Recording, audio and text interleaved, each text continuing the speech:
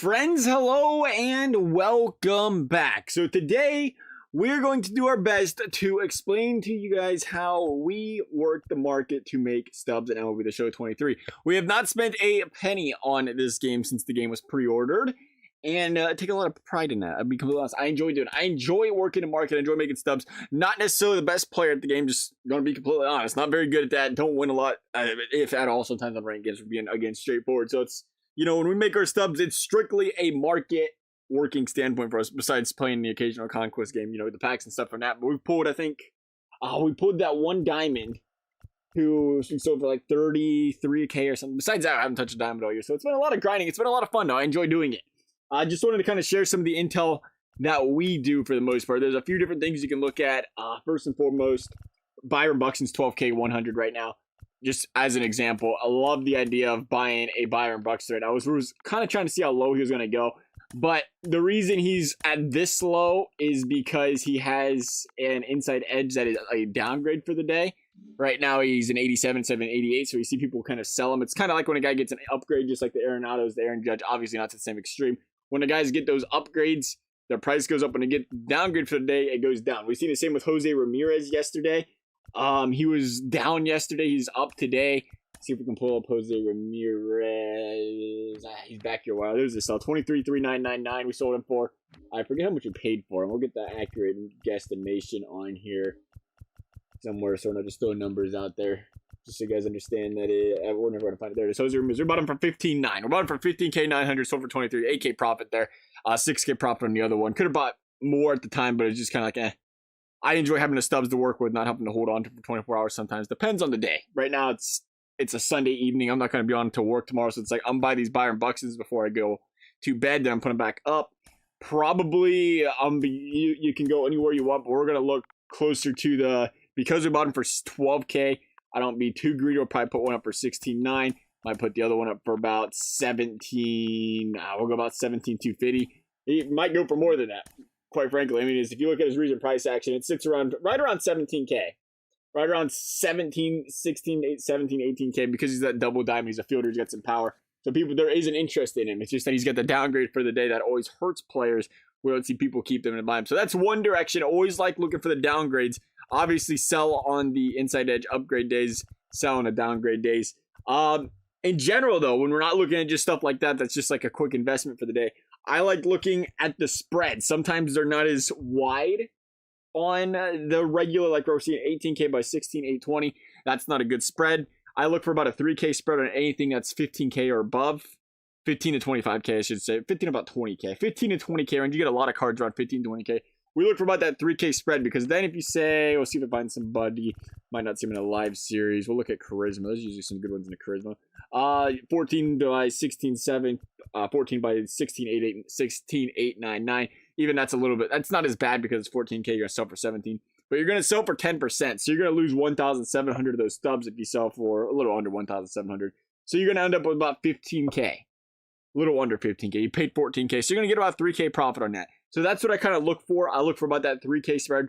Personally, I try to find the spread that's big enough that says it's a K. It'll be a profit if everything works out. But sometimes things don't work out. Sometimes you're going to buy that Craig Biggio for 14.05. And you're going to end up selling it for 16.3 or 16.2, and you're going to barely make any Stubs. You're going to break even. That's going to happen sometimes.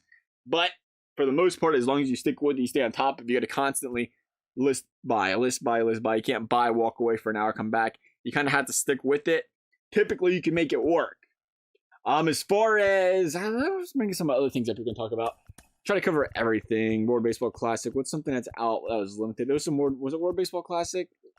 I think it was. We'll go Big Fish just for a good time, just to explain it. But Mike Trout was a perfect example. He was in that featured pack last week, and this is going to be a thing most of the time throughout the season. He was in that featured pack last week. He was down about 110, 106. He was actually just about dang near below 100.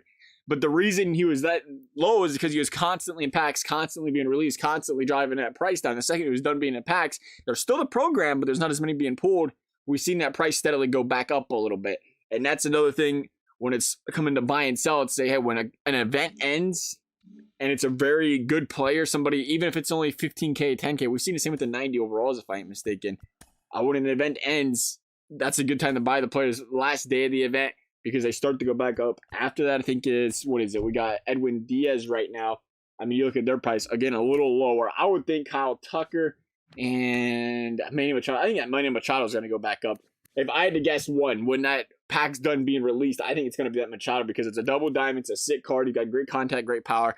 So it's just stuff like that. You look at the guys in packs that can potentially be good players, good cards that seem to be going rather cheap. And they can also be a good investment. Say, and this is a perfect example. I think it's like, well, I've got some stubs to spend. If need be, go out there and buy a player to try him out for a couple of days. And you feel comfortable to buy that player and you're not going to lose a bunch of stubs because he should go up a little bit. If he doesn't and you break even, then it is what it is. But I don't think you have to worry as much about the price completely dropping in that time, which is great because, you know, obviously you want to make stubs, work the market, make some coin. But you want to enjoy the game and play it too. So it's like it's a perfect time to try to play those or jump into on those new players maybe you haven't tried out or something. I do enjoy doing that. So we got, make sure we're covering everything here. We got the, okay, time of day and packs, actually. That's the last couple of things we're bringing out. Packs is an interesting one as well. Right now, and this is the reason, personally, I like to keep, I know it's not always the easiest and most ideal thing, but I try to keep a couple 100K in stubs laying around at all times because of two things. One, obviously, if a new pack comes out, it drops the prices of players. You don't want to get caught holding too many players at once and a pack drops them. But two, we see San Diego Studios drop these packs called lightning round or flash sales that might be like a 1 hour thing that guarantees you, say, a Diamond Live Series player. When they release those, the Diamond Live Series players would literally drop 30, 40, 50%. And they'll bounce right back up by the next day or hardly the next day, the next 3-4 hours. Or if you wait the next day, you get more. So it's like you can almost dang near double your stubs. If I put 200K down, I feel pretty confident say we're going to walk out about 300 to 350K at the minimum on a sale like that. So it's always good to have stubs laying on, being mindful of that, those kind of packs. But packs in general, when you see the featured packs come out featuring diamonds or some sort of new dynamic duos pack or something that comes out on a certain day, that too will typically drop the prices a little bit because you're going to see a lot of people ripping packs. A lot of people ripping packs because the new stuff's out there. So it's, again, you've got to be mindful. I like to look at, SDS does a great for us. They show us the map. We are on 4-2. So the new Conquest comes out 404, new Diamond Duos in the shop. So 4-4, we could potentially see, again, a little bit of a price drop on some players. And the Diamond Duos out right now will probably stop tanking. They might balance out a little bit. There are fresh rewards to earn through time limit missions and moments. 4-5 net word. Friday's top content, new show shop packs. Again, 4-7.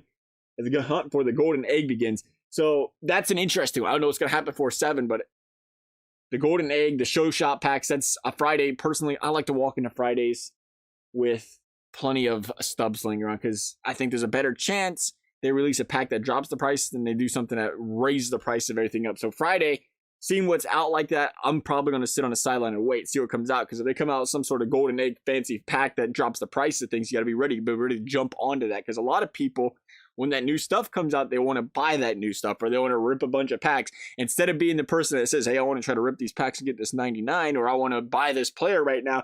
Patience, and take advantage of the fact that other people are thinking exactly like that, and you want to do the opposite here, and you cash in because while they're ripping those packs, again, you know, it's just like before we said with the diamonds, if they drop 4 or 5K, they will bounce back more often than not.